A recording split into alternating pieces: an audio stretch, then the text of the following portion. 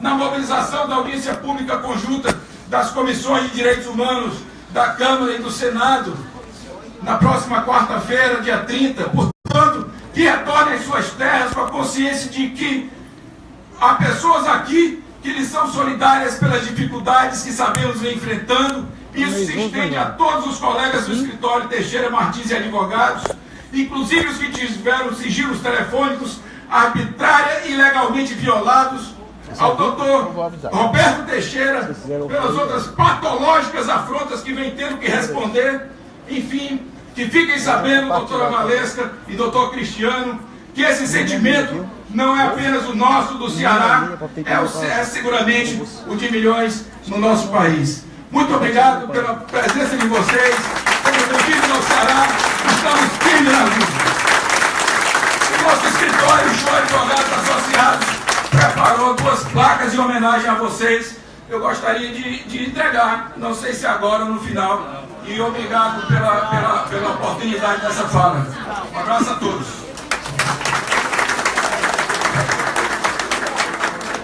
Companheiras e companheiros, inicialmente dizer nosso agradecimento a todos que aqui compareceram, a todos que lutaram para que esse evento se realizasse, que divulgaram nas redes sociais, nos contatos, na internet, e que estão aqui presentes. Não preciso mais me alongar, eu tinha a pretensão de fazer uma pequena apresentação dos 2 que estão aqui, na verdade nem já dispenso de tão disposição, e sem mais demoras, está todo mundo esperando realmente essas palavras. Eu gostaria de passar a palavra para o doutor Cristiano Zanin, inicialmente, e depois a doutora Valesca, eles vão ter por volta de 40 minutos, ou algo mais, enfim, o tempo é mais ou menos esse. Só queria fazer um pequeno pedido, é que a turma aqui da filmagem pudesse, digamos assim, permitir que as outras pessoas que estão lá atrás possam ver melhor. É importante demais a filmagem, é importante demais que vocês registrem esse fato, claro, porque nós queremos isso. Só que eu queria que se preocupasse um pouco com isso aí, para que a gente possa, todos que estão lá atrás, possam também visualizar bem. Então, vou passar a palavra para o doutor Cristiano Martins.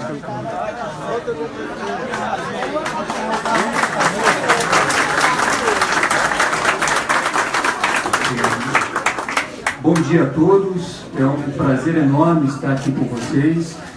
Queria agradecer o convite que foi feito a mim, a Valesca, pelo doutor Inocêncio Shoa, doutor Marcelo Shoa, pela Frente Brasil Popular e pela Frente Brasil de Juristas, além de outras entidades que nos convidaram para vir falar um pouco da nossa experiência, daquilo que nós estamos vivenciando no âmbito dessa Operação Lava Jato e particularmente em relação àquilo que diz respeito ao ex-presidente Lula, que nós honrosamente temos representado nos processos que dizem respeito a essa Operação Lava Jato. Eu penso que a Operação Lava Jato, se ela deu alguma contribuição ao país, em determinado momento, ela passou a ser, evidentemente, um instrumento de perseguição política. Por que eu digo isso? Porque no âmbito desta operação foram e são implementadas diversas medidas ilegais e arbitrárias que acabam tirando da pessoa os mais fundamentais direitos, as garantias fundamentais, os direitos constitucionalmente previstos e aqueles que estão previstos em tratados internacionais que o Brasil assinou e se obrigou a cumprir. O primeiro ponto que eu acho que eu gostaria de trazer aqui a reflexão de todos vocês é por que é que o ex-presidente Lula está sendo processado perante uma vara federal de Curitiba, lá no Paraná. Se os fatos que são a ele imputados, nenhum desses fatos tem qualquer relação com a cidade de Curitiba ou com a Justiça Federal de Curitiba. Ora, nós sempre fizemos esse questionamento. E qual era a resposta dada, tanto pelos procuradores da Lava Jato, quanto pelo juiz Sérgio Moro?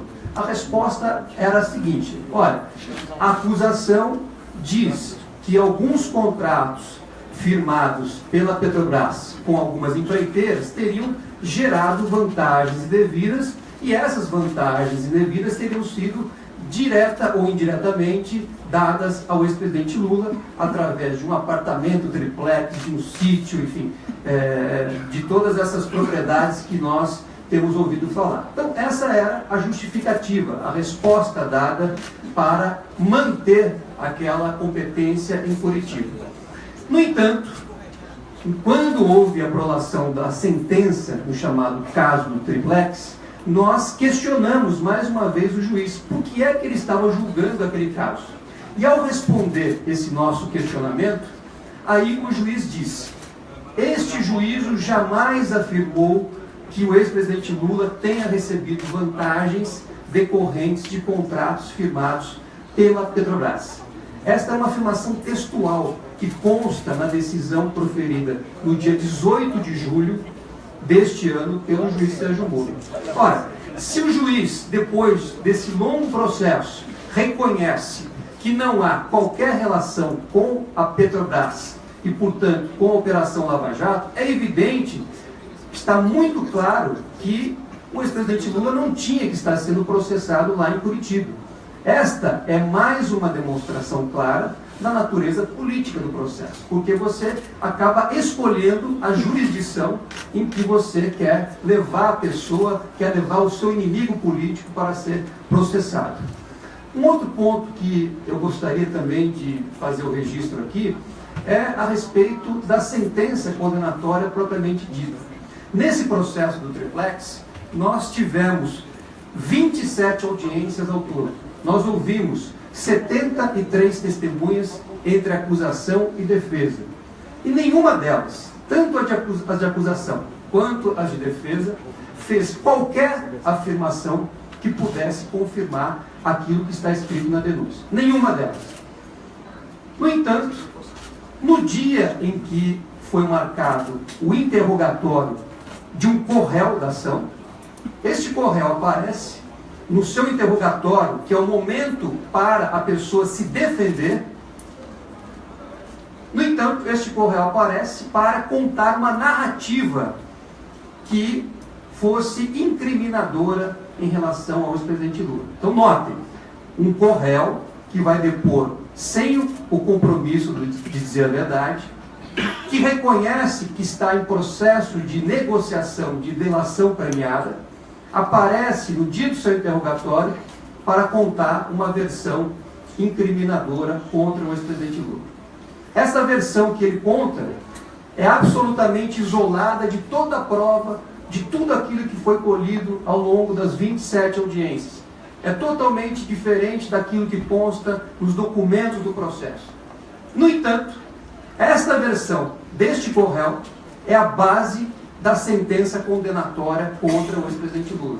Então, o juiz desprezou tudo aquilo que de real aconteceu no processo, todas as provas, não só a ausência de prova de culpa, como também prova da inocência que nós produzimos, e fundamenta a sentença condenatória com base no depoimento prestado por um corréu que prestou um depoimento sem obrigação de dizer a verdade, que é assumidamente candidato a delator e, portanto, tinha e tem interesse em agradar tanto os procuradores como a juiz, e alguém que muda o seu comportamento ao longo do processo. Então, é evidente, não precisamos aqui avançar em grandes teorias jurídicas para perceber que essa condenação ela não tem base jurídica alguma. É uma condenação que estava pré-estabelecida,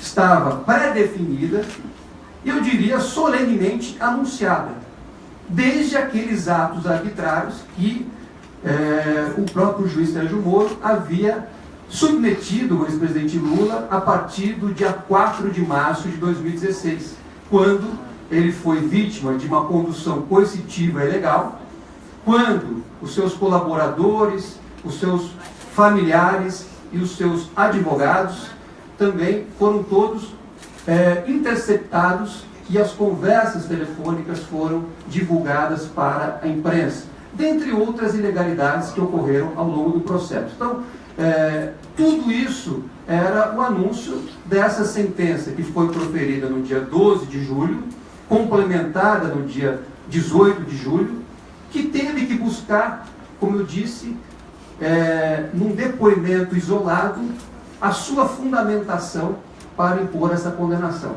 Então, nós entendemos que, seja pela manifesta ausência de competência da Justiça Federal de Curitiba, seja por esse fato de ter sido imposta uma condenação sem prova da culpa e desprezando a prova da inocência, que esse processo é manifestamente ilegítimo e que a única solução possível é a reversão dessa sentença e o acolhimento do recurso que nós interpusemos no dia 31 de julho perante o próprio juiz Moro e que nós vamos ainda fundamentar agora no tribunal, porque esse recurso ele tem duas fases. Primeiro, a interposição e depois a apresentação das razões recursais.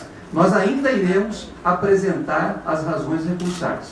Então, nós entendemos, por essa breve explanação, que o nosso recurso deve ser acolhido simplesmente porque não há absolutamente nada que possa dar sustentação a essa sentença condenatória. Qualquer resultado diferente desse recurso, ao nosso ver, será, mais uma vez, um resultado fruto de uma decisão política e não de uma decisão jurídica. Outras ações que foram propostas contra o ex-presidente Lula seguem exatamente essa mesma fórmula, como eu disse aqui no início. Quer dizer, são acusações que partem de uma afirmação genérica e totalmente desprovida de prova de que contratos firmados pela Petrobras teriam gerado vantagem indevida e aí motivado, como eu já disse, a compra de um sítio, a compra de um prédio para o Instituto Lula, enfim, afirmações que partem sempre dessa fórmula pré-definida e que jamais poderia ser utilizada para promover uma acusação sem qualquer lastro. O Marcelo bem observou aqui na fala que foi feita inicialmente, que nesse caso, ou nesses casos, o abuso não ocorre apenas no momento da aprovação da decisão ou ao longo do processo. O abuso começa lá no início. Há também o abuso do direito de acusar. Porque você não pode, aquele que detém o poder do Estado para fazer uma acusação, não pode utilizar desse poder para perseguir um inimigo, para acusar alguém sem qualquer lastro probatório. E, no entanto, é isso que acontece. Vamos lembrar que este caso do triplex nasceu de uma coletiva dada pelos procuradores com o uso daquele famigerado PowerPoint. Nunca ocorreu algo similar, não só no Brasil, como eu não tenho conhecimento no mundo, de um grupo de promotores ou procuradores ir à televisão para fazer uma denúncia contra um ex-presidente ou contra o mais humilde cidadão, utilizando daquelas palavras que na verdade não indicavam uma acusação, mas sim uma tentativa clara de, já naquele momento, criar um ambiente artificial de culpabilidade. Então, um processo que tem esta origem, que tem como impulso esse abuso do direito de acusação, evidentemente não pode ser um processo legítimo. Os procuradores atuam com o objetivo de deslegitimar aqueles que eles estão acusando formalmente no processo. E por isso, e para isso, usam inclusive as redes sociais e outros meios que evidentemente não cabe a um membro do Ministério Público utilizar daquela forma, como se buscasse primeiro a condenação perante a opinião pública e depois uma decisão judicial que pudesse dar lastro, que pudesse homologar aquele julgamento já realizado pela opinião pública. Nós enfim, eu poderia falar aqui muito a respeito de todas as violações que nós presenciamos ao longo desse processo. Essa constatação não é apenas nossa, mas muitos juristas, muitas pessoas já tiveram a oportunidade de se manifestar sobre esse tema. Este livro que nós coordenamos e lançamos recentemente, que é o caso Lula, a luta pela afirmação dos direitos fundamentais do Brasil, contém a opinião de 22 autores, tirando eu e a Valesca, são 20 autores renomados, juristas, que de forma independente fizeram uma análise e constataram aqui grosseiras violações às garantias fundamentais do ex-presidente Lula. O que nós buscamos em relação ao caso do ex-presidente Lula é aquilo que deve valer para todo e qualquer cidadão. É o direito a um julgamento justo, imparcial e independente. Um julgamento com essas qualidades ou com essas características é um julgamento que é devido ao ex-presidente Lula, como a qualquer cidadão brasileiro. E é isso que nós buscamos com todas as medidas judiciais que nós apresentamos, também com o comunicado feito o ano passado ao Comitê de Direitos Humanos da ONU, que está pendente, está sendo processado. Então é isso que nós buscamos, que nós temos certeza de que, se houver um julgamento justo, imparcial e independente, o resultado será inequivocamente o reconhecimento da inocência do ex-presidente Lula e também uma situação que irá claramente demonstrar que, em muitas situações, a Lava Jato tornou-se um instrumento de perseguição política, não só contra o ex-presidente Lula, mas também contra outras pessoas que estão ligadas a ele, enfim, por um projeto político, ou por uma relação de amizade, ou ainda por uma relação profissional.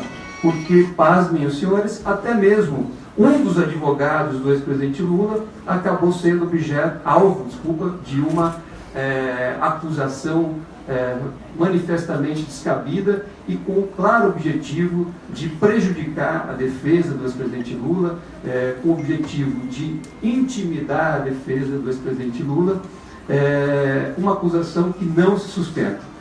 É preciso que isso também seja analisado e, enfim, que a sociedade possa debater esses abusos, sabendo efetivamente dos fatos como eles se dão, e não da forma como muitas vezes a mídia acaba divulgando, tirando o foco da realidade e trazendo questões periféricas apenas para não mostrar aquilo que acontece. Eu vou encerrar a minha fala dizendo o seguinte: eu acho que o exemplo mais claro dessa situação aconteceu algumas vezes quando nós levamos à audiência testemunhas que claramente diziam a verdade, mostrando que o ex-presidente Lula jamais foi dono daquele triplex, jamais teve as chaves daquele triplex, jamais passou um dia ou uma noite.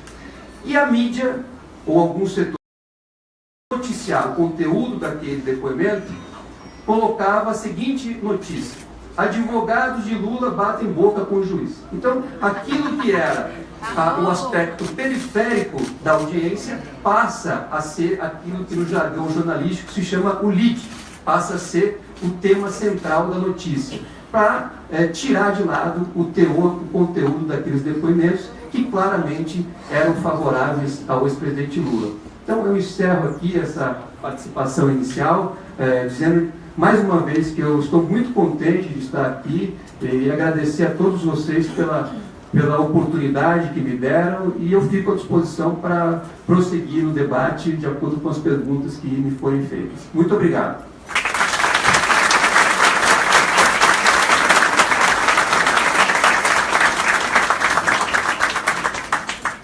Antes de passar a palavra para a doutora Valesca, eu gostaria de fazer um registro aqui de que esta participação, esse evento, também conta com o apoio do Movimento de Democracia Participativa, que é um movimento de cidadãos do nosso Estado que procura, digamos assim, radicalizar a luta pela democracia e já produziu aqui no nosso Estado diversos momentos. Estão filmando aqui, colocando nas redes sociais, de modo que esse momento está sendo realmente bem reproduzido aí por todo o país. E queria mais uma vez dizer o nosso agradecimento, né, ao doutor Cristiano e à doutora Valesca, porque o trabalho que eles estão realizando é algo realmente impressionante e muito difícil. Eu sou da área jurídica também, e sei o que significa você ter que dar conta dar conta muito bem, como estão fazendo, de um processo de imensa repercussão, com milhares de folhas, sei lá quantos volumes, um processo em que você vai ter que lutar, evidentemente, contra a acusação do Ministério Público, provavelmente contra interesses dos outros correios, que também são contrariados, enfim, e até mesmo uma justiça claramente, claramente, que já se posicionou claramente sobre o resultado. Então, imagino que deva ser uma situação muito complicada. Além do mais, o escritório de vocês é em São Paulo e o processo se desenvolve em todo o Estado, tendo toda essa complicação de aeroportos e tudo mais. Então, vocês estão fazendo um trabalho realmente muito importante, muito difícil. É uma atitude quase que heróica, digamos assim. É um trabalho quase que heróico. Esse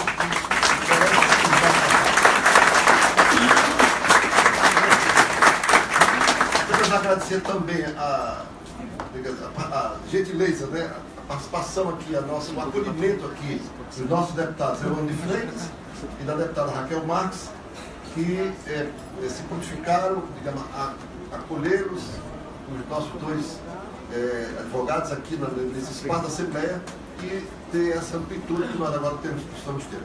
Só queria registrar a presença do nosso deputado federal aí, Cirilo, que agora chegou, o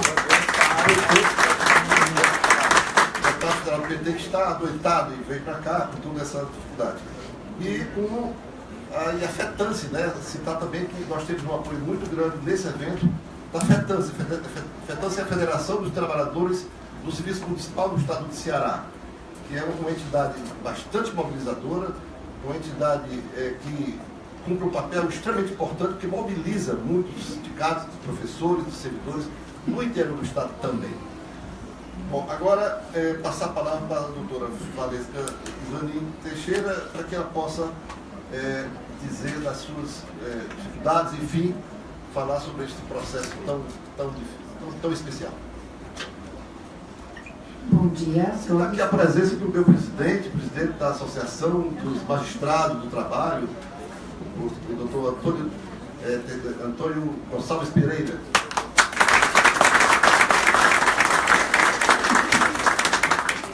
Bom dia a todos. Gostaria primeiro de agradecer as palavras que realmente me emocionam muito. Agradecer a acolhida dos nossos deputados, de todos vocês, e dizer que estamos aqui para esclarecer o caso Lula e o que ele efetivamente significa. Nós temos advogado do presidente Lula, nosso escritório há mais de 35 anos, e nós especificamente começamos nesse caso que chamamos de lawfare há aproximadamente 3 anos. E nós identificamos que Lula é objeto de uma perseguição política. Por quê? Porque nos autos, e como advogados, o nosso diagnóstico é de que nunca houve provas de acusação, e durante o processo todo, este especificamente do triplex, nós provamos cabalmente sua inocência. Nós tivemos 73 testemunhas, 27 de acusação, e todas elas inocentaram o ex-presidente Lula. Todas. Nós tivemos documentos, nós apresentamos os documentos pelos quais não consegue chegar a qualquer conclusão de que o presidente Lula poderia ter sido proprietário ou possuidor daquele imóvel, no Guarujá, o triplex. E como bem disse o Cristiano, todas as denúncias seguem a mesma falta de lógica e a mesma falta de provas. Então esse fenômeno é o que nós chamamos de lawfare. que é a conjunção das palavras law, direito, e warfare, guerra, portanto lawfare, que é a guerra jurídica, é a má utilização da violência das leis para fins políticos e militares. Também tem a faceta de objetivo militar. Aqui nós vamos tratar sobre os fins políticos, que visam também a demonização e a deslegitimação do inimigo político eleito. E quando a gente fala de má utilização da violência das leis, é muito importante deixar claro que as leis, elas sim protegem o cidadão, mas quando mal utilizadas, elas são violentas. Elas tiram sua reputação, seus bens, sua liberdade e, em alguns países, até sua vida. Então, se mal utilizada, ela é extremamente violenta. E como se luta o lawfare? Como é o lawfare? O lawfare é sempre um ataque assimétrico do Estado contra o cidadão. O contrário é o insurgent lawfare, que é o contra-lawfare, que é assim, que você do mais fraco para o mais forte. Essa guerra é travada em 3 dimensões. Primeiro, como no warfare, é o campo de batalha, é onde geograficamente é escolhido aquele campo para luta. No direito também, é a jurisdição. Em que jurisdição será lutada essa batalha? E aqui nós temos elementos concretos de que a jurisdição da 13ª Vara de Curitiba foi extremamente e cuidadosamente escolhida para travar essa batalha contra o ex-presidente Lula. Lá se reuniam as condições ideais, até por conta de motivação política dos procuradores da Força da Lava Jato e motivação política, inclusive, do magistrado responsável por aquela operação. E, portanto, nós vemos nítidos e claros sinais de que aquela jurisdição foi escolhida. Nós temos a segunda dimensão. A segunda dimensão é a arma, como na guerra, em que qual a arma que vai ser utilizada nessa guerra? No lawfare, é a lei. Qual lei será utilizada para travar essa batalha, essa guerra? Nós temos a lei eleitoral, por exemplo, em outros casos, nós temos, neste caso, a lei penal. E a lei penal vem sendo utilizada no nosso país, mal utilizada para fins políticos, de forma que nós não temos mais certeza do que as pessoas estão sendo acusadas. Essa batalha anticorrupção virou uma batalha política, uma batalha onde todos são indevidamente... Você não consegue mais diferenciar o que é caixa 2, doação legal, doação ilegal, propina, de forma a demonizar não só o ex-presidente Lula, mas também a maioria da classe política. Então, é realmente uma faceta que nós temos, uma característica que nós temos dotado. E a terceira dimensão são as externalidades. E a mais importante nesse caso de lawfare. Como funciona? É a parceria de partes da mídia brasileira com o Judiciário, MPF e Polícia Federal. Então você nota que os sucessivos vazamentos, as sucessivas denúncias pela imprensa criam e violam a presunção de inocência do ex-presidente Lula, criando um clima de culpado, de condenado, violando direitos fundamentais gravíssimos. Então, essa parceria, que aliás é anunciada pelo juiz Sérgio Moro em 2004, quando ele faz aquele ensaio dele elogiando a Manipulite, e ele fala que para prender poderosos, ele deve usar de vazamentos sucessivos, como na Manipulite, para demonizar aquele político e aí sim ser possível a prisão. Aqui nesse caso, o que acontece? Ele vaza denúncias vazias, supostas relações que nunca aconteceram, eles criam, como o Cristiano estava falando, eles dão destaque a algo totalmente periférico do processo e criam a presunção de culpa.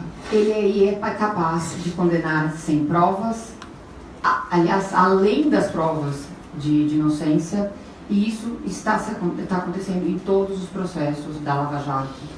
É muito preocupante. A substituição da investigação policial, criminal, pela delação. Então, nós temos uma estigmatização da prisão preventiva.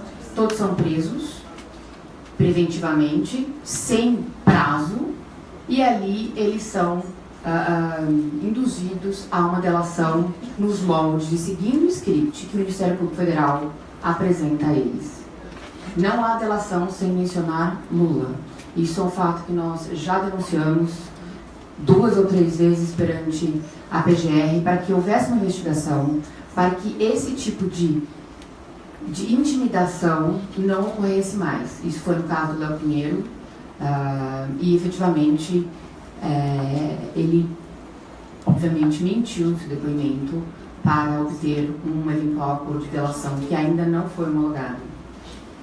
Nós temos nessas táticas de lawfare, nós temos muito claro que eles visam esgotar o tempo do inimigo, retirar o inimigo da política, ou seja, no momento que a pessoa, essa vítima de lawfare, se defende, tem que ir a depoimentos, tem que se reunir com os advogados constantemente, explicar sua vida, reabrir sua vida inteira, você está retirando essa pessoa da política. Você também percebe uma nítida tentativa de esgotamento de recursos financeiros. Não só pelo fato de termos que pagar custos, ter viagem, hotel, é custoso isso. E agora pelo próprio bloqueio de todos os recursos financeiros do ex-presidente Lula, de modo a estrangulá-lo financeiramente para que ele não consiga mais se defender. Veja, tudo isso visa a fragilização da defesa. Nós, advogados, somos intimidados constantemente, que é mais uma faceta desse lawfare, que é a violação constante de direitos humanos. No caso dos advogados, o direito de defesa é constantemente violado, a cerceamento da defesa. Os procuradores e algumas associações de juízes constantemente soltam nota à imprensa repudiando qualquer recurso que nós tentemos impetrar contra as violações dos direitos do ex-presidente Lula. Essas notas colocam todos os procuradores, todos os juízes contra qualquer movimentação da defesa. Isso também é uma violação dos direitos humanos. Isso é uma violação dos diplomas de direitos humanos que a ONU tem na administração da justiça. Porque não só nós vislumbramos nesse processo violações do Pacto de Direitos Civis e Políticos da ONU, que é objeto do nosso comunicado ao Comitê de Direitos Humanos da ONU em Genebra, mas também de todos os outros diplomas de administração de justiça que foram aprovados pela ONU em 1990. Então nós temos a intimidação e coação dos advogados de defesa, nós temos a confusão dos advogados com a atuação do cliente, nós temos, que isso é o role of lawyers, né, a atuação do papel dos advogados, nós temos violações do papel do role of prosecutors, que é outro diploma, onde ali deixa bem claro que nenhum Estado pode permitir que procuradores, na investigação, durante o curso do processo, quando se depararem com provas de inocência ou quando não encontrarem provas, eles devem paralisar, ou eles devem envidar seus melhores esforços para que não haja uma condenação, para o trancamento da ação, ou então, antes disso, para que não haja denúncia. E o que nós vemos aqui, nós vemos procuradores, nas alegações finais, ou seja, depois da denúncia, como diz, fizeram aquele PowerPoint, falam, não tem provas, tem convicções. Depois de toda a instrução, eles chegam ao final, nas alegações finais, e falam, não tem provas. Não somos nós que estamos dizendo. Consta das alegações finais do Ministério Público, que não há provas. Mas como não há provas, é difícil de provar, então é melhor punir, como exemplo à sociedade. É realmente uma situação estarrecedora que nós vivemos. E com relação a outra tática de violação de direitos humanos, é o que nós temos na condução do juiz Sérgio Moro desse processo. Ele viola todas as regras, praticamente todas as regras de conduta das Nações Unidas estabelecidas nas regras de Bangalore.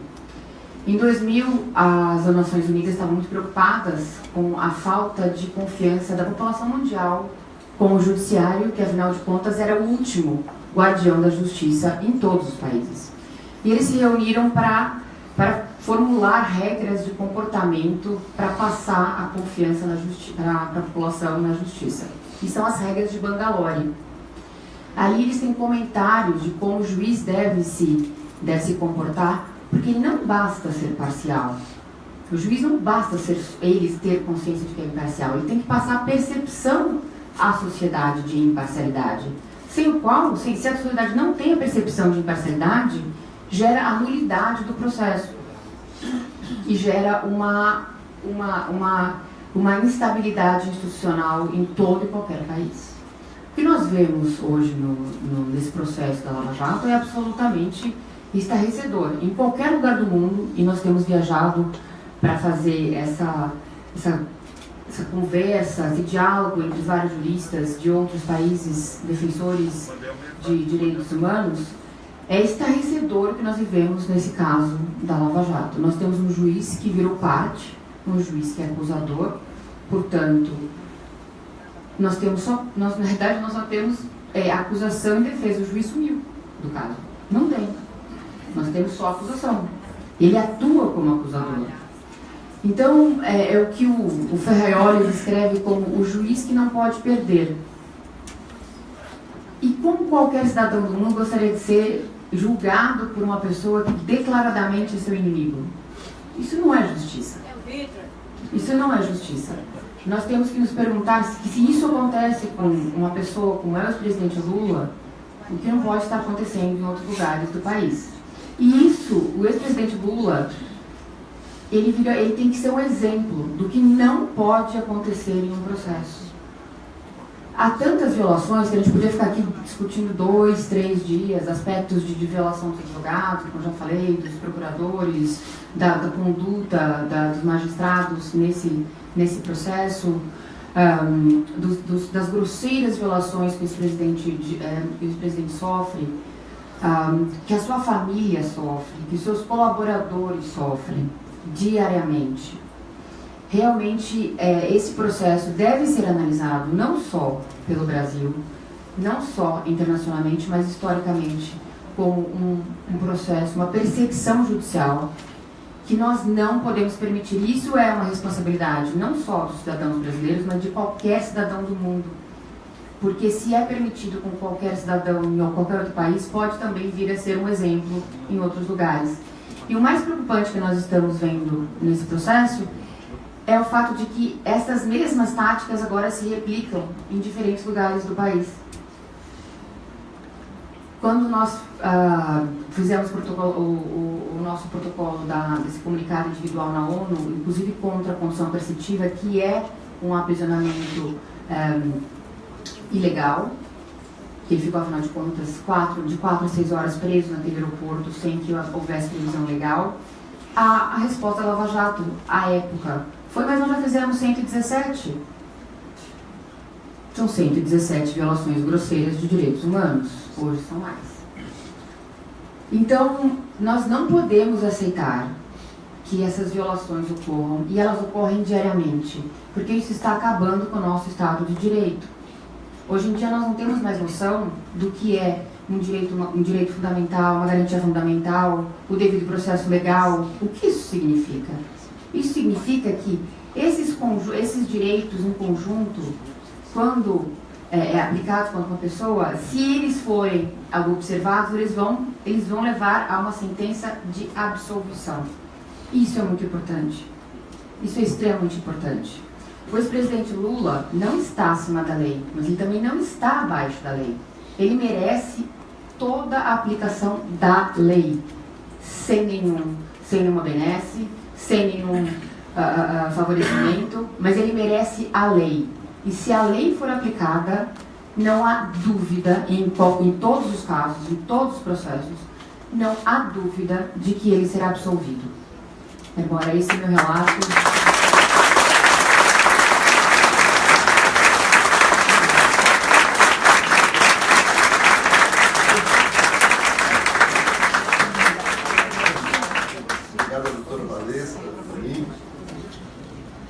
Porque, de fato, doutora Vanessa, nós estamos estou diante de uma série de situações que estão também desconstituindo o nosso Estado de Direito, porque já estão desconstituídos nos nossos patrimônios, né? O governo que está aí está visivelmente, digamos assim, desconstruindo o patrimônio do povo brasileiro a partir do próprio pré-sal e vai por aí. A questão da privatização da Eletrobras é gravíssima. Agora já existe uma nova denúncia que é a questão das terras lá do Amazonas, do Amapá, as terras tem muito minério e tal. E também a desconstrução de direitos trabalhistas, direitos civis mesmo, né? A privatização, que você lembra, a terceirização dos advogados trabalhistas, tem alguns aqui, né, gravíssimas, né? A questão da reforma da Previdência. Então nós estamos numa época de desconstituição de tudo, inclusive do direito processual, inclusive dos direitos civis do povo brasileiro. E, enfim, nós estamos claramente entrando num estado de exceção sob o aspecto jurídico. Eu quero perguntar aqui, para dar seguimento, se o deputado Elmano quer usar a palavra. Pois não. Primeiro eu queria dar muito bom dia. Queria parabenizar o Dr. Inocêncio, o Movimento de Democracia Participativa, porque na verdade foi quem tomou a iniciativa de estar acontecendo esse evento, mas aqui apenas encaminhamos a solicitação que tivesse um auditório para acontecer essa discussão. Eu quero demais dizer ao Dr. Cristiano Zanin, Dr. Valês, sejam muito bem-vindos ao Estado do Ceará, e como advogado, dizer do meu orgulho de ver dois advogados tão brilhantes na defesa de um homem muito importante para a defesa do nosso país. Excelências orgulham, eu acho que um pouco nesse momento, o orgulho de ser advogado e advogada. E queria dizer da importância, nós do PT e a esquerda, que na Constituinte fortaleceu o Ministério Público, fortaleceu o Poder Judiciário, nós temos uma reflexão profunda a fazer de que esse fortalecimento tem que ser casado absolutamente com a garantia dos direitos individuais, de que, portanto, a lei de abuso de autoridade é fundamental para termos um Estado democrático de direito de verdade. E eu fico pensando a minha vida toda ficar advogando para sem terra. Se com o presidente Lula fazem isso, como diz a doutora Valesca, o que não farão com o líder do Sem Terra, com o sindicalista, com o líder de uma associação comunitária, com o jovem na luta estudantil, será, evidentemente, garras para a violação de direitos muito importantes para aqueles que lutam pela democracia. Já estão fazendo, inclusive com o professor. Pronto. Então nós, eu apenas queria pedir depois, doutor Cristiano Trovalês, se fosse possível, para os senhorias pudesse falar um pouquinho dos outros casos, além do que foi aqui referido no caso do apartamento. E aqui nós estamos diante de pessoas que são formadoras de opinião, que acabam discutindo nas redes e tal, e acho que nós temos aqui o privilégio de tê-lo e tê-la, e poder ter também mais informações dos outros casos da perseguição ao nosso presidente Lula. Era só isso. Muito obrigado pela presença. Eu quero agradecer a presença de cada um e cada uma. Eu sei que está desconfortável, mas também sei que a foto vai ficar muito bonita das pessoas lotando o auditório para ouvir os advogados do presidente Lula.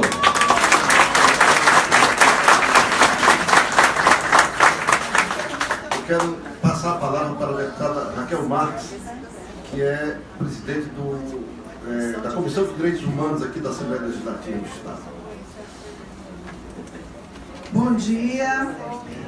Eu quero, em primeiro lugar, em nome como parlamentar, em nome da Assembleia, dizer aqui que nós acolhemos os dois advogados aqui, doutor Cristiano e doutora Valesca, com muito entusiasmo, né, que recebemos aqui na Assembleia. E queremos parabenizar aos dois, né, pelo brilhantismo na defesa do presidente Lula, que é fundamental para nós, para a nação brasileira, essa defesa, para o povo brasileiro. Queria também parabenizar os juristas pela democracia, em nome do doutor Inocêncio, pela iniciativa de fazer esse debate, é muito importante.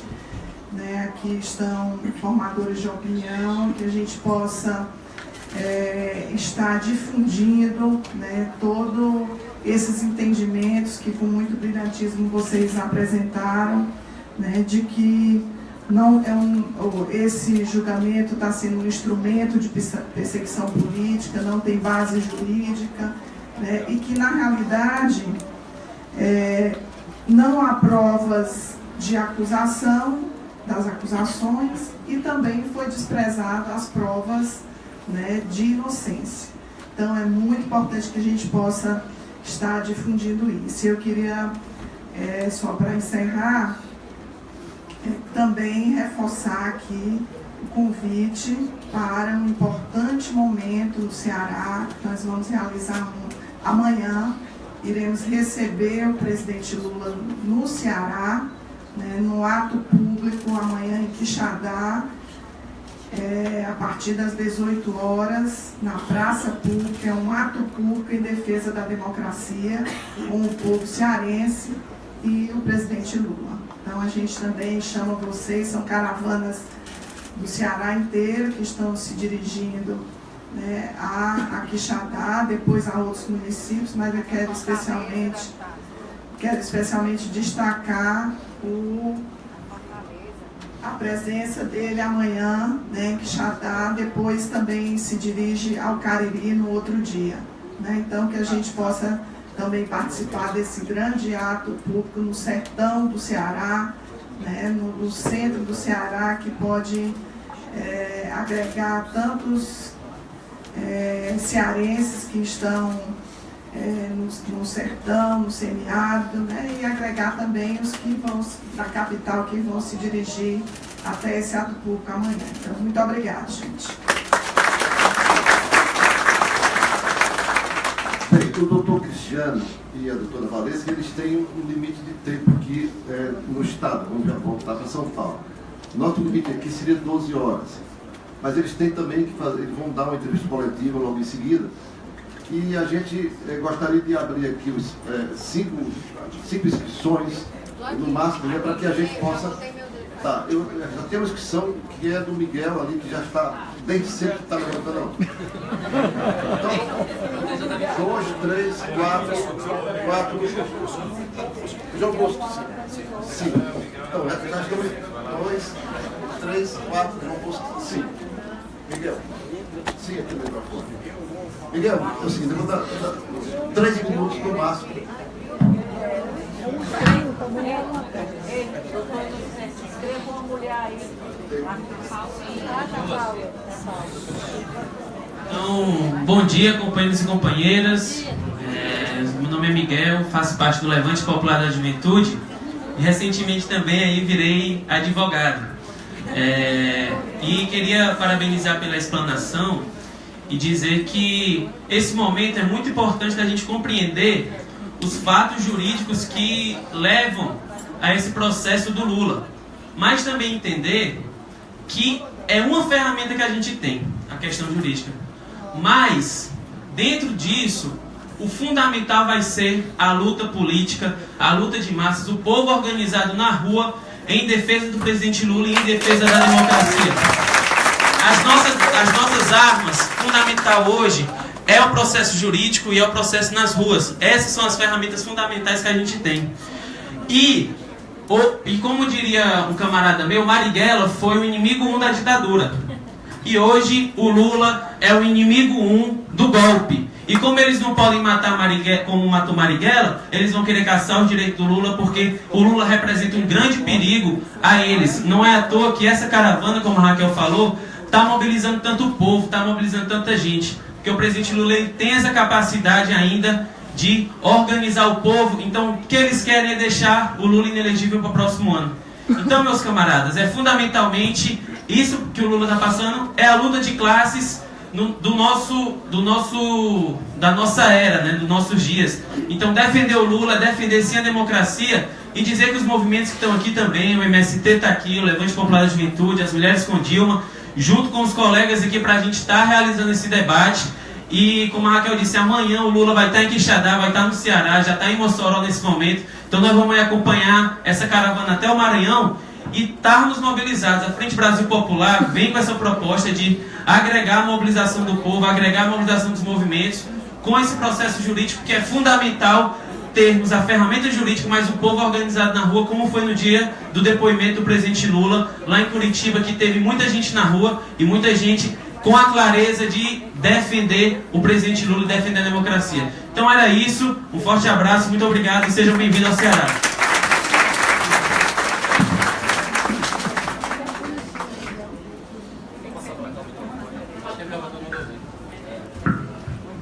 Bom dia, não vou me alongar, meu nome é Paulinha, eu sou servidora aqui da casa e queria agradecer a presença de vocês que gentilmente vieram aqui ao nosso encontro, parabenizar a organização através do escritório do Dr. Inocêncio e vou procurar ser breve. Bem, eu queria fazer primeiro um registro, né, porque esse não é o primeiro julgamento político que nós estamos assistindo, e tão absurdo quanto que foi fazendo justiça ao nosso também julgado politicamente quando uma ministra diz que não tinha, o Zé Disseu, que não tinha provas para condená-lo, mas a literatura jurídica ia permitir que ela o fizesse. Ali a segurança jurídica já foi abalada e o que nós estamos assistindo é uma continuidade e mais abusiva, né? É esse fato. Outra questão não foi suscitada aqui, a questão da imprensa, que a imprensa age como tribunal de exceção. E nós precisamos chamar a imprensa à responsabilidade também dessas atrocidades que estamos vendo, porque elas participam ativamente, a imprensa como um todo. E a outra questão que a advogada explanou, o comportamento do juiz, né? Eu queria só lembrar vocês uma capa da revista Veja, que dentro desse processo foi o que mais me chocou como jurista, como advogada, foi um juiz e o Lula lutando boxe. Quer dizer, isso demonstra, denota o comportamento do juiz nesse caso, né? Ali é o retrato de que realmente esse julgamento é político e é uma guerra, né? Então, e a luta, viu, deputado? Não é só do PT. A luta vai ser do povo, como um todo. Independente, o PT tem que estar nessa luta, o PCdoB, todos os partidos, e essa luta tem que transcender aos partidos. É do povo, essa luta é nossa. Então, eu não quero me delongar e quero só agradecer a esse momento. Já estou aqui. Bom, eu só queria, assim como leiga, sou enfermeira, queria fazer uma pergunta para os senhores com relação a qual seria mesmo o papel da PGR do Supremo Tribunal Federal com relação a isso, que eu acho que é um escárnio, né, que estão fazendo com a população brasileira, do risco que vocês avaliam do Lula ser impedido de concorrer às eleições, que eu acho que inclusive a eleição no ano que vem não vai ter, eles vão querer empurrar um arranjo que vai acontecer no ano que vem, eu acho que é por aí. E assim, em relação à segurança do companheiro Lula, porque eu estou apavorada com essas caravanas, morrendo de medo pelos 5 que quiseram atirar para cima em São Paulo. Então a gente tem visto todas as situações acontecendo. Então assim, era para perguntar aí, diante da probabilidade da candidatura de Dallagnol e de Sérgio Moro, se isso não inviabiliza todo o processo. Muito obrigada. Eu queria só resposta primeiro, não era para poder não prosseguir, porque os outros... não, porque ninguém perguntou. Depois das intervenções, eu espero que sejam todas breves, eles dois vão ainda dar a sua palavra final e respondem, então, a esses questionamentos. Muito bom dia, doutor. Muito bom dia, doutora. Muito bom dia a todos. Meu nome é Cleiton. E, antes de mais nada, eu gostaria de fazer um adendo acerca do que o doutor se referiu sobre o processo de desconstituição moral do ex-presidente Lula. Isso se denomina, a priori, leitura frio, que é um conjunto de técnicas usadas por manipuladores profissionais para fazer com que uma pessoa se comporte de certa forma, ou a pensar que o que faz essa leitura tem algum tipo de capacidade especial que misteriosamente permite que saiba algo sobre ela. Segundamente, eles usam um processo chamado reforço comunal, que é um processo pelo qual uma afirmação se torna uma crença profunda pela repetida confirmação pelos membros de uma comunidade. O processo é independente de afirmação ter sido investigada ou ser suportada por dados que tragam suporte a esta.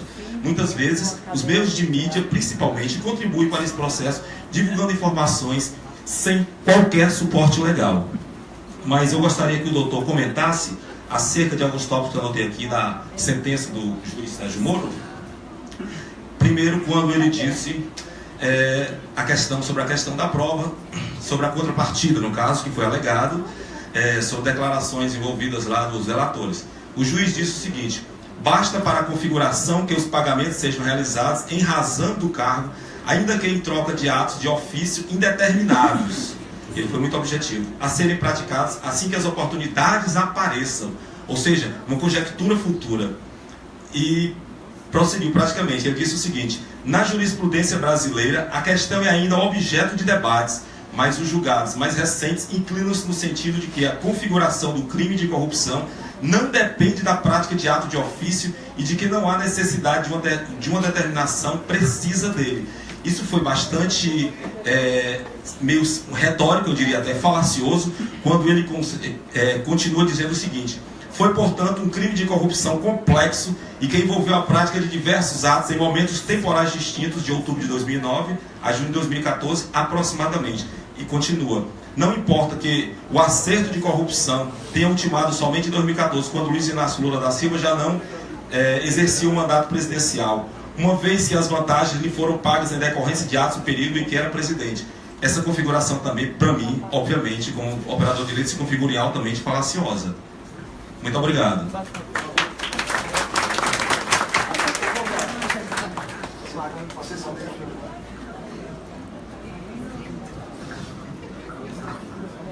Bom dia, companheiros e companheiras. Eu sou Auri Júnior, sou da Federação dos Trabalhadores na Agricultura Familiar do Estado do Ceará.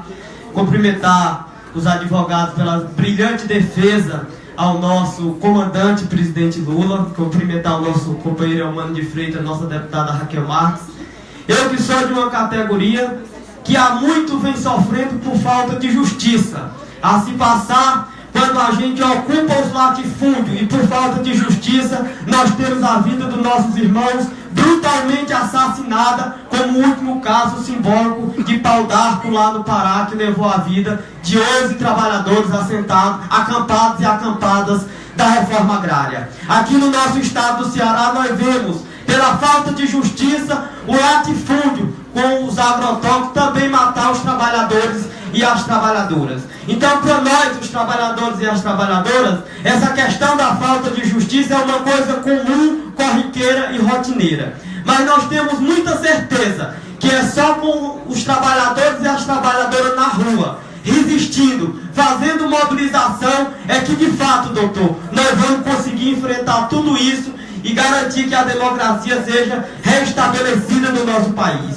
No ano passado, antes de a presidenta Dilma ter sofrido aquele golpe no Congresso Nacional, um trabalhador rural, doutor Inocêncio, no Palácio do Planalto, disse: nós precisamos ocupar os latifúndios. No outro dia ele foi chamado ao Congresso Nacional, sendo constrangido, deputado Elmano, para dar explicação contra isso.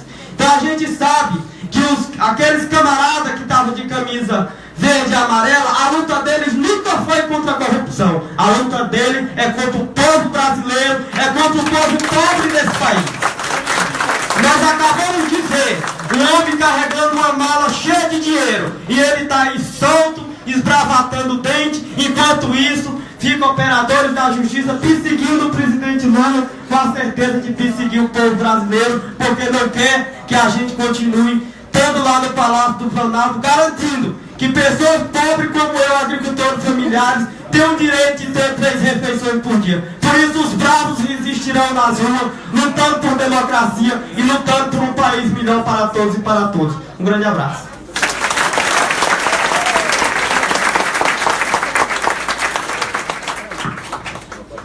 Bom dia a todas e a todos. Sou João Bosco Nogueira, professor da Universidade Estadual do Ceará. Em primeiro lugar, parabenizar os nossos jovens advogados pelo brilhantismo que conduzem a defesa do ex-presidente Lula. Em segundo lugar, agradecer-lhes por nos dar a oportunidade de conhecer o que realmente está por trás dos bastidores, que a imprensa não mostra, né? Mas eu tenho uma pergunta bem simples para Vossa Excelência. Como analisam a postura da cúpula do Poder Judiciário, no caso do STF, em relação a esse problema? E o CNJ, tá falando, Conselho Nacional de Justiça. E agora eu vou chamar uma pessoa, que é o Celso e a Cristiane. Cristiane,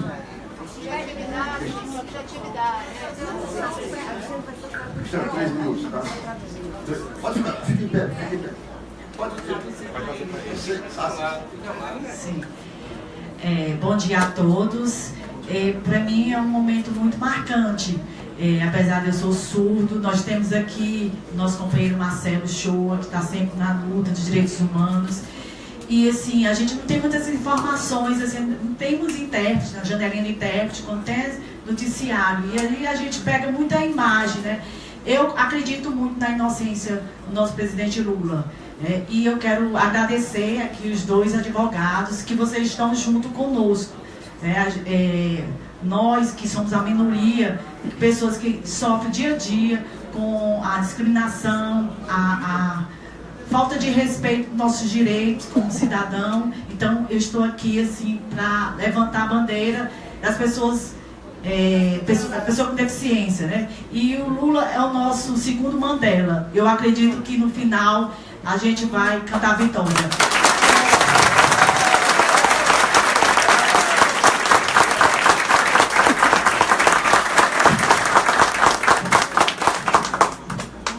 Agora eu vou passar a palavra para o doutor Cristiano, para que ele possa responder essas indagações e fazer suas, digamos assim, sua despedida aqui do nosso...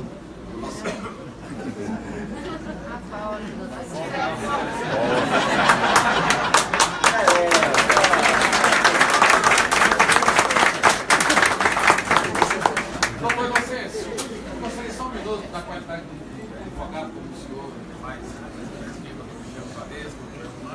uma coisa que me intriga ainda um pouco, como pelas declarações que vem ocorrendo. Mais alto. Relativo ao desrespeito à prerrogativa do advogado, como que a OAB Nacional vem se posicionando em relação a isso.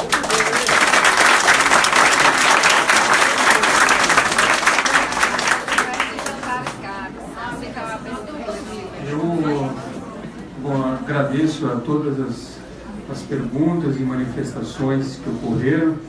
Vou, para facilitar, começo pelo fim. Eu tenho certeza que nesse processo já ocorreram inúmeras violações às prerrogativas dos advogados.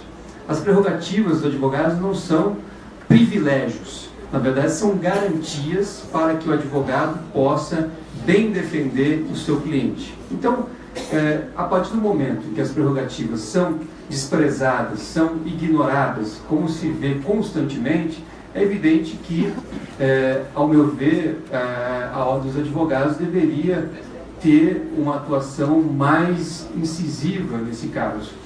É verdade que alguns membros têm manifestado apoio, outras pessoas, colegas advogados também, têm nos dado muito apoio, mas eu penso que é o momento de se refletir, sim, o papel da OAB também em termos de um posicionamento mais incisivo contra a violação das prerrogativas profissionais. Porque nós sabemos que a violação a essas prerrogativas não é uma particularidade do caso do ex-presidente Lula, mas ela acontece todos os dias nos mais diversos lugares do país e colegas advogados são muitas vezes submetidos a humilhações, a constrangimentos, e quem perde com isso é o cidadão que acaba tendo a sua defesa fragilizada. Com relação à colocação feita aqui sobre os trechos da sentença condenatória, eu penso que esses trechos que foram lidos aí são extremamente importantes e mostram a fragilidade jurídica da sentença. Por quê?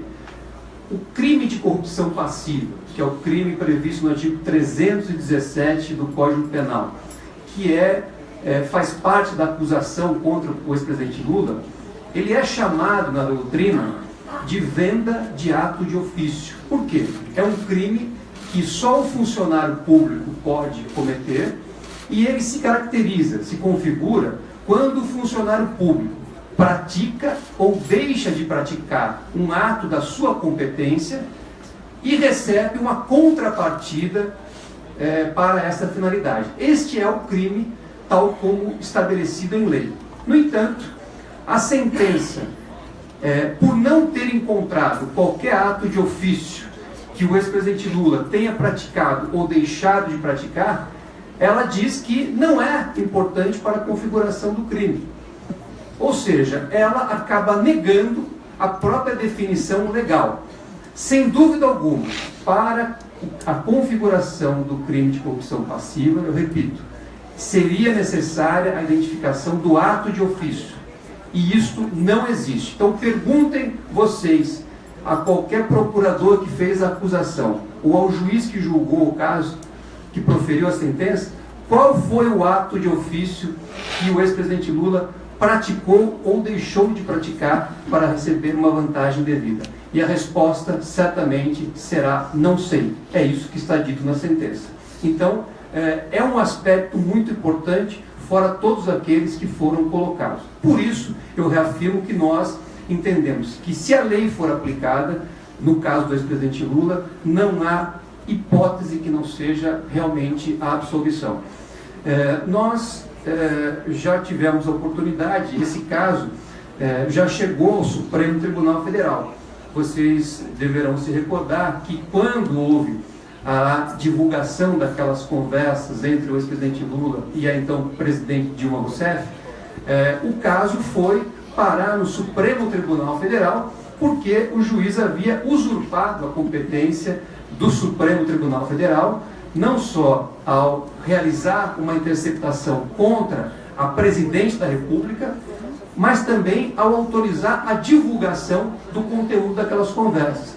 É preciso lembrar que a lei das interceptações telefônicas estabelece não só o sigilo desse material, como também estabelece que é crime violar o sigilo desse material. Então, dentro desse contexto, o caso foi parar no Supremo Tribunal Federal, quando nós levamos todas as violações que haviam ocorrido. É verdade que naquele momento o ministro Teori Zavascki reconheceu a ilegalidade cometida pelo juiz Sérgio Moro, reconheceu a usurpação da competência do Supremo Tribunal Federal e reconheceu também a gravidade daqueles atos. E disse, já naquela oportunidade, que os danos causados ao ex-presidente Lula eram irreversíveis e irreparáveis. No entanto, a despeito desse aspecto positivo em relação ao caso do ministro Teori Zavascki, o Supremo Tribunal Federal depois acabou por decidir devolver ao próprio juiz Sérgio Moro para que ele próprio julgasse todos os atos, todas as violações que nós havíamos apontado. O que, ao nosso ver, foi uma incongruência, e este ato, essa decisão do Supremo, foi um dos fatores determinantes para que nós levássemos o caso ao Comitê de Direitos Humanos da ONU, porque entendemos que se o caso havia chegado à Suprema Corte e a Suprema Corte brasileira não havia dado uma resposta eficaz a todas as violações ocorridas, então o caso era sim de se levar a um tribunal internacional, porque não só a lei brasileira foi desrespeitada, mas também o Pacto Internacional de Direitos Civis e Políticos editado pela ONU. Então, esse é o principal tema tratado naquele comunicado, e nós esperamos que a ONU possa efetivamente analisar o caso com brevidade e ajudar o Brasil a reencontrar o trilho da legalidade, não só para o ex-presidente Lula, mas também em relação a diversas outras violações que ocorrem, inclusive já foram citadas aqui. Também registrar que muitas vezes nós levamos à Procuradoria-Geral da República situações que demandariam uma investigação, uma análise mais cautelosa, principalmente em relação às delações premiadas. Em algumas poucas oportunidades, é verdade, a imprensa, a chamada grande imprensa, fez alguns registros de fatos extremamente graves ocorridos no âmbito do processo de negociação de delações premiadas. E nós pegamos esses registros da imprensa e pedimos para que a Procuradoria-Geral da República pudesse apurar o que está ocorrendo no âmbito dessas delações premiadas. No entanto, a Procuradoria, nas duas situações concretas que nós levamos, acabou por bem arquivar sumariamente aqueles pedidos e não fez uma análise, enfim, mesmo superficial. Encerrou sumariamente o processo. Penso que ontem, inclusive, a imprensa voltou a registrar um fato extremamente relevante, que foi uma denúncia feita por um advogado em relação a problemas no âmbito das delações premiadas. Ontem a Folha de São Paulo fez um registro extremamente grave em relação a isso, que eu penso que deve ser apurado. Acho que, da mesma forma que nós defendemos a garantia da presunção de inocência para o ex-presidente Lula ou a qualquer acusado ou investigado, nós também temos que respeitar a presunção de inocência em relação aos procuradores e ao próprio juiz. Mas é necessário que essa denúncia seja investigada a fim de podermos saber se existe ou não algum problema no âmbito das delações. Eu não tenho dúvida que as delações, da forma como estão ocorrendo, a forma como estão sendo negociadas e firmadas, elas têm um sério problema porque, primeiro, ninguém sabe o que acontece. Nós sabemos só quando a pessoa liga a câmera e a pessoa começa a prestar o seu depoimento, geralmente falando alguma coisa do ex-presidente Lula. Mas nós não sabemos o que aconteceu até chegar naquela fase.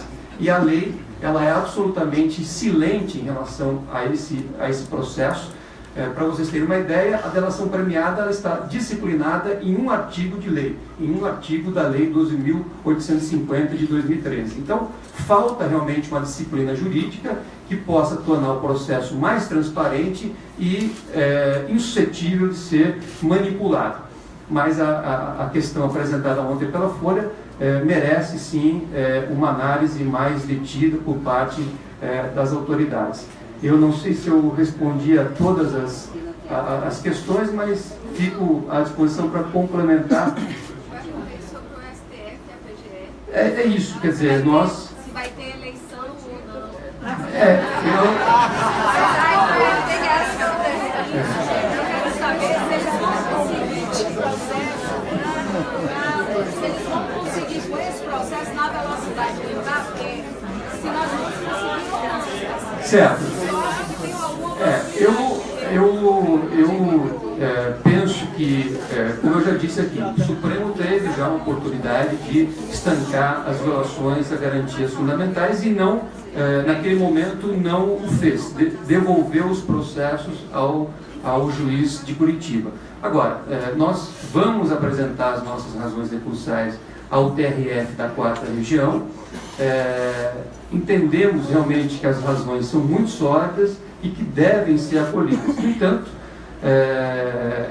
os tribunais superiores estarão ali à disposição. Há um passo seguinte do ponto de vista jurídico, que são os recursos aos tribunais superiores. Nós não temos condições de antecipar como vai ser o posicionamento, mas o que nós temos certeza da idoneidade e da fundamentação sólida dos nossos fundamentos para levar à inocência do ex-presidente Lula.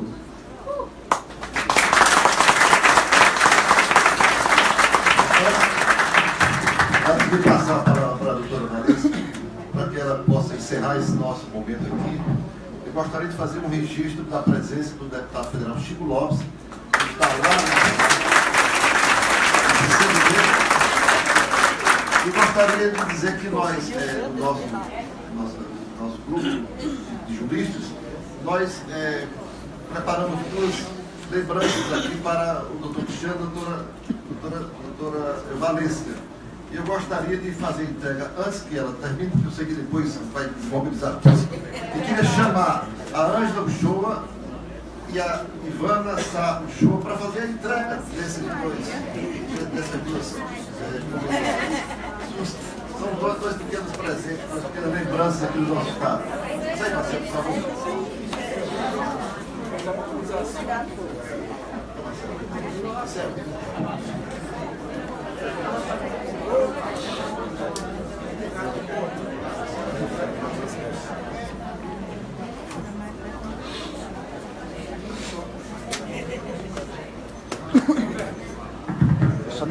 Na verdade, pessoal, é uma pequena homenagem que nós preparamos, porque eu acho que esses companheiros de fato merecem ser homenageados.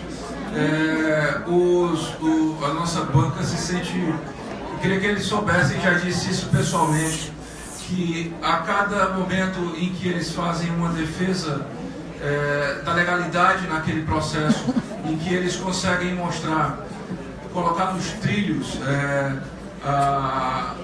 o chamamento do feito à ordem, a parte que eles fazem, eles estão falando com milhares e milhares de juristas nesse país que ainda acreditam na justiça e que querem que a coisa aconteça da maneira correta. Enfim, está escrito assim. Está escrito assim.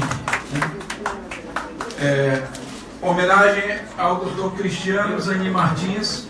Na outra placa, a doutora Valesca Teixeira Zanin Martins, pela competência, brilho e destemor demonstrados na defesa do Estado Democrático de Direito brasileiro, bem como na defesa das prerrogativas individuais do ex-presidente Luiz Inácio Lula da Silva, o melhor e mais querido presidente do Brasil, Fortaleza, 28 de agosto de 2017. Eu quero participar dessa foto também. Com licença. Eu quero participar dessa foto, eu mereço.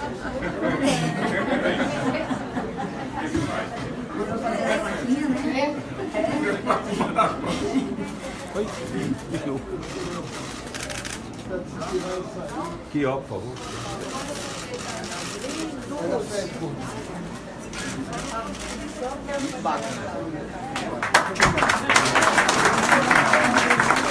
Levo esse abraço ao doutor Joffrey também, Robertson, doutor Roberto Teixeira, a todos os companheiros. Olha aí, Roberto, quer que eu te derrube? Derrubar que derruba assim, tabela.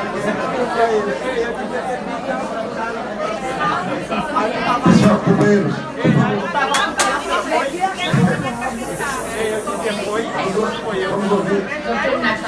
Vamos ouvir a doutora Valesca Zanin.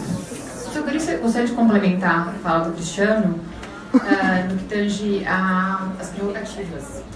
Nós fizemos um comunicado individual sobre grosseiras violações dos direitos humanos do ex-presidente Lula em 28 de julho de 2006, onde lá nós narramos uma das mais grosseiras, que é a violação da confidencialidade de informação entre cliente e advogado.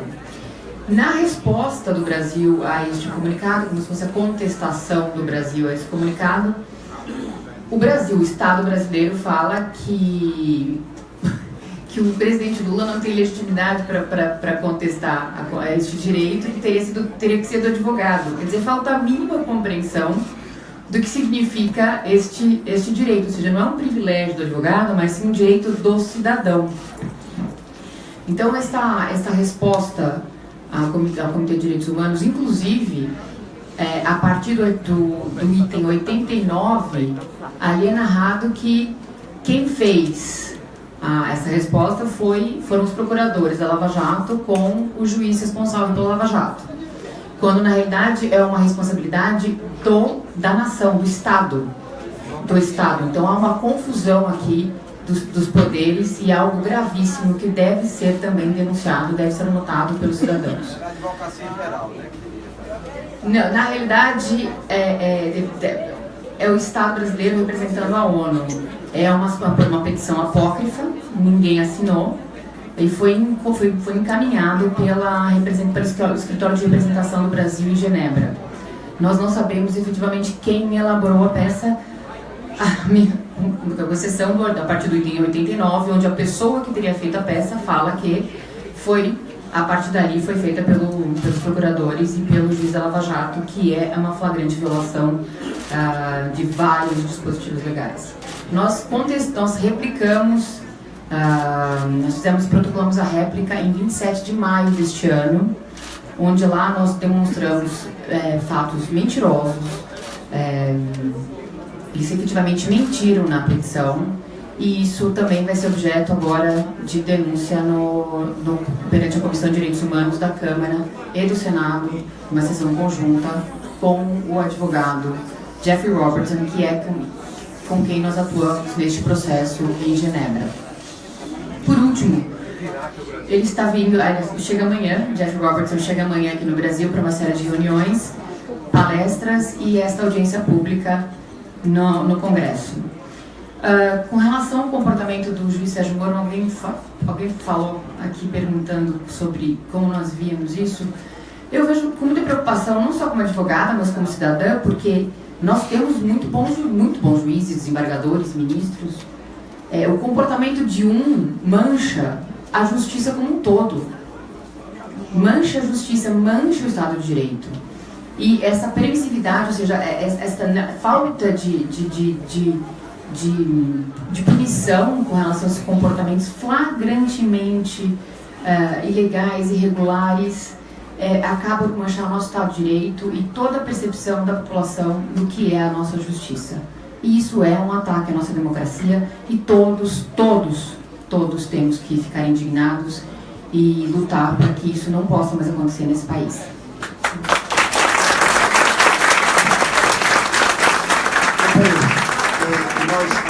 Nós agradecemos a presença aqui dos dois palestrantes. Ficamos muito felizes de ter a oportunidade de contactar com eles, ouvir diretamente eles sobre esses assuntos que incomodam tanto todos nós, especialmente nós advogados e cidadãos. Quero agradecer aos deputados Elmano e Raquel, e também quero dizer que o livro do professor Cristiano Zanin Valesca está, eu acho, à disposição nas livrarias. Nós temos aqui dois três exemplares que nós vamos trazer e deixaria aqui na Assembleia na pessoa do deputado Raquel, somente dar fazer essa entrega conforme os critérios que nós estabelecemos.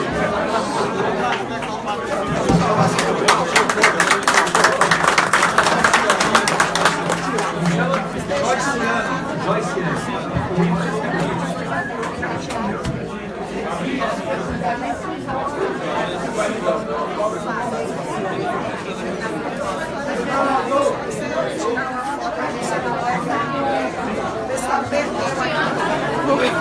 Perché c'è un giornalista là frente, il giornalista lo sai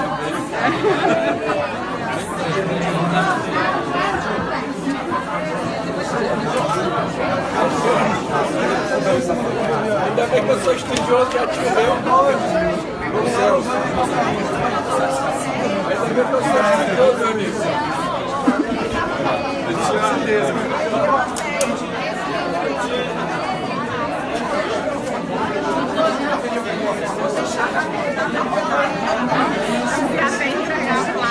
Desfecho final para fechar.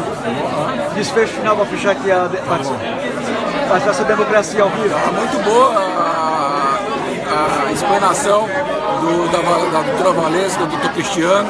Eu acho que foi um momento extraordinário, ímpar aqui no estado do Ceará, porque, na verdade, fica muito claro que, para além da defesa individual do presidente Lula, é a defesa do Estado Democrático de Direito, porque não se trata só de provar a inocência do Lula, se trata de defender que ele tenha um julgamento honesto.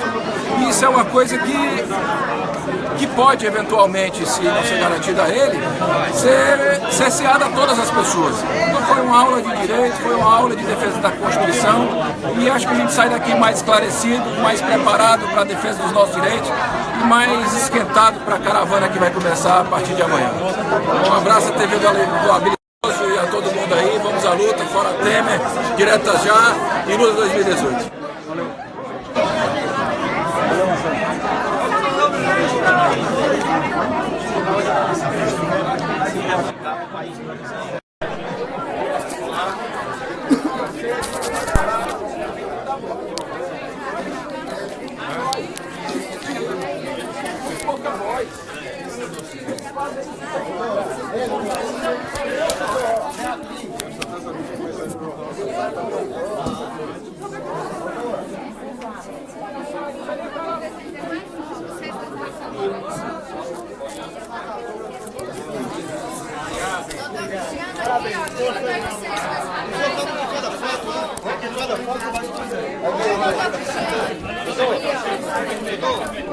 Doutor, bem rapidinho.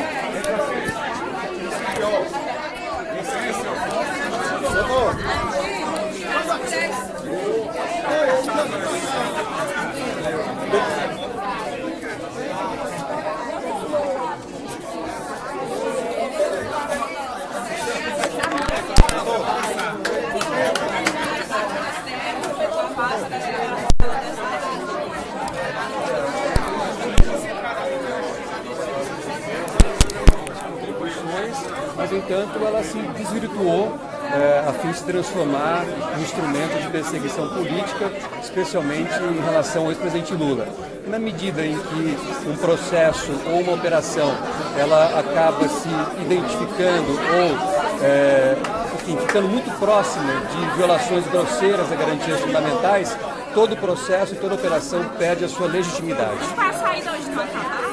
Não, a saída, na verdade, é resgatar as garantias fundamentais, é resgatar a lei e voltar o processo, a operação aos trilhos da legalidade e, inclusive, em relação à discussão sobre a competência dos processos, porque nós não temos no Brasil um único juiz, nós temos mais de 16 juízes e seguramente é possível seguir os critérios legais de competência e habilitar outros juízes a apreciarem e julgarem casos que estejam relacionados a Petrobras ou a qualquer outro caso de suposta corrupção. Sérgio Moro tornou um acusador. Na verdade, a própria participação do juiz das audiências, conduzindo as perguntas, as testemunhas, enfim, são condutas que a lei reserva ao órgão acusador. O juiz deve ser alguém imparcial, alguém desinteressado e alguém que vai apreciar a prova que foi produzida pelas partes e não o próprio juiz se apressar para tentar fazer provas de acusação. O juiz, segundo a lei, tem um papel teria que ter um papel de espectador nas audiências a fim de que o Ministério Público faça suas provas e a defesa faça suas provas. No entanto, não é isso que acontece e isso fica claro nos registros feitos e as pessoas conseguem identificar isso com muita clareza. Sobre a omissão do STF, do CNJ, da OAB, que foi dito aqui, dá para acreditar que vai haver justiça num contexto como esse? Como é que se faz? Olha, nós, na verdade, temos mostrado com fortes argumentos jurídicos a necessidade de observância das garantias fundamentais e também que as provas que foram produzidas são de inocência e não de acusação, não para condenação. Então, esse é o papel que nós temos exercido, com a expectativa de que os nossos argumentos sejam acolhidos, porque são baseados em sólidos fundamentos jurídicos. O STF pode aplicar a Constituição e é isso que nós esperamos, não só do Supremo, mas também dos órgãos recursais que vão apreciar esse caso. Tirar o caso da Moro? Depende, há muitas situações previstas em lei e nós vamos fazer análise e usar todos os recursos previstos em lei para que seja reconhecida a inocência do ex-presidente Lula. Doutor Presidente, resumo a nossa entrevista foi cancelada sobre a da Som Lopa TV da Windows e Democracia Participativa, já que não podemos ter entrevista de 5 horas da tarde. Olá, cumprimento a todos que estão nos assistindo. Dizer que é um grande prazer estar aqui hoje em Fortaleza, falando sobre o caso do ex-presidente Lula e podendo trazer alguns esclarecimentos em relação às violações a garantias fundamentais que estão sendo impostas ao ex-presidente Lula e também da sentença que foi proferida recentemente, é uma sentença sem fundamento jurídico e que nós temos a firme expectativa de que será revertida perante as instâncias recursais. A gente está bem contatado e dado certo, mas agradece a participação do Ceará. Viu? Muito obrigado, agradeço a todos. Doutor, só a falta do senhor. Mas é muito forte.